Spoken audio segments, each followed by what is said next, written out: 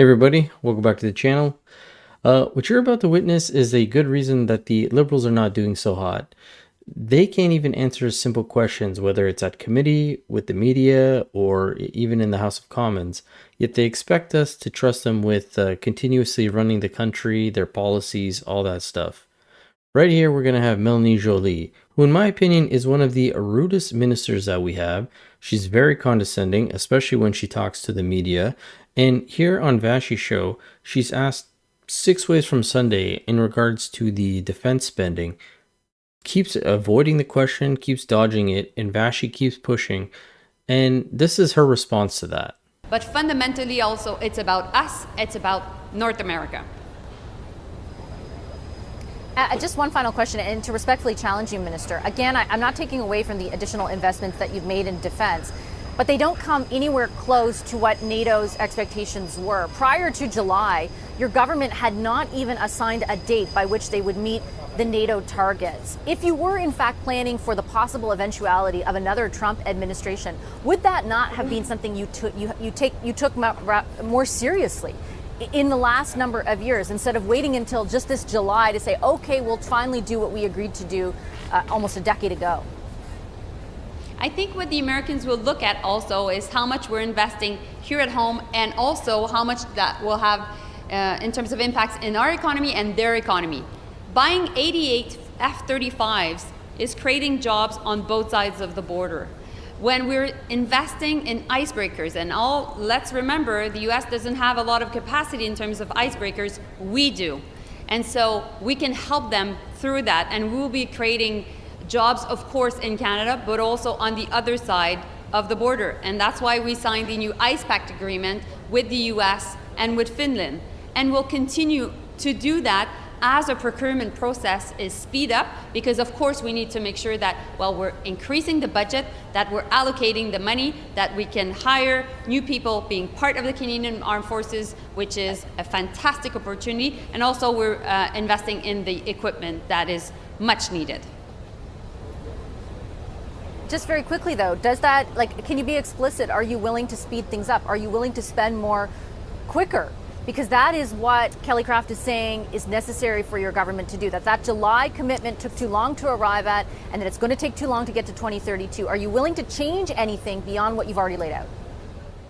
Vashi, you've been asking me that question 4 times, and that's a strategy of yours of asking a lot of the same questions. Because you haven't answered. I've given you my answer, but the question is, of course, we will be sitting down with anybody that is willing to have that conversation, because ultimately this is a win-win situation. We need to invest in our defense. The US needs also to make sure that they make the right investments also when it comes to the Arctic. And so we're part of NORAD, we're part of NATO, and we'll work together. So here we have her questioning a journalist on how she's conducting her own interview. But as I mentioned, this isn't just with the media, it's also in committees, as she was just at a committee a few days ago. And just look at the disrespect and the audacity this woman has throughout this thing, as if it's her time. She's on the grand stage. She gets to do what she wants, when that's not how committees are run. So, Minister, do you think it's appropriate for Justin Trudeau to have awarded his media pal, Tom Clark, with such a flagrant waste of tax dollars, especially during this cost of living crisis that we're facing? So, before you interrupt me, because I know, Michael, that's a strategy you use, I really think that there are 3 things. First, I think that, Canadians are getting good value for money, because there will be $7 million in Canadian taxpayers' savings. Second, the process was respected at all times. And thirdly, I profoundly believe that more than ever, as we're going through, the American people are going through an important election today, we need to invest in our presence in the US. So I really hope, Michael, that you agree with me, because I know your riding is next to the US, and you have 2 bridges that permit fantastic workers going through it, truck drivers, exporting and importing millions of dollars every day between Canada and US. So I've answered your question. Is it common for your department to spend nearly $10 million on luxury condos without you personally approving? So first and foremost, to answer your question, this was not a political decision because it was an operational decision. And you had numerous people, officials of mine, that came to see you and said that. So these are the facts, and I really When hope did that you you can... approve the $9 million Speaker, this is again luxury the strategy condo that for Michael uses, which Consul is to General interrupt Tom me. Clark? Michael, can you just stop? I'll just finish. So, I promise it won't be long. Point of I order, just want Chair. to finish my Point sentence. of order, Chair. Yep. Mr. Barrett? Okay, so in spite of the minister's hostile response to my first question, she was afforded equal time to the amount of time that I posed the question, even though she didn't answer it.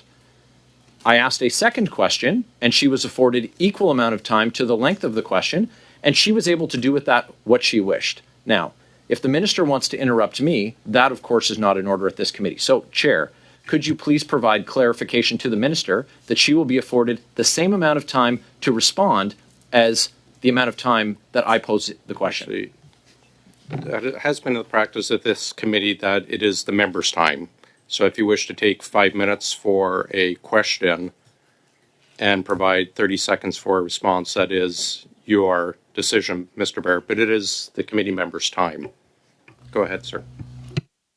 Did you meet with your chief of staff between June 17th and July 12th? So I must say that, of course, the department informed my chief of staff once the decision was taken because, of course, it was not a political decision. Your chief. So many times per day, Michael. And you know what? So it's good news because there's so many things happening. This is flagrant malpractice. I'm sorry, I'm speaking. Yeah, and your time is up. I'm This is flagrant malpractice for you as a minister to just completely ignore. Kelly, I'm sorry. ignore. I'm going to interrupt. I understand you're in the same party, both, but at the same I'm going time, to interrupt everyone here. I have the floor. A couple things. It is the tradition in this committee. We use our last names out of kind of a sign of respect, but it is the member's time. I would ask, you'll have, I'm sure, an opportunity to perhaps get some of your points across to other questions, but it is the member's time. We ask that you allow Mr. Barrett to speak and provide answers. Listening to her, let alone any of the Liberals, just gets my blood kind of boiling lately. So on that note, I think I'm going to end it there. Let me know what you guys thought about all this. And as always, I will catch you guys on the next one. Thanks so much.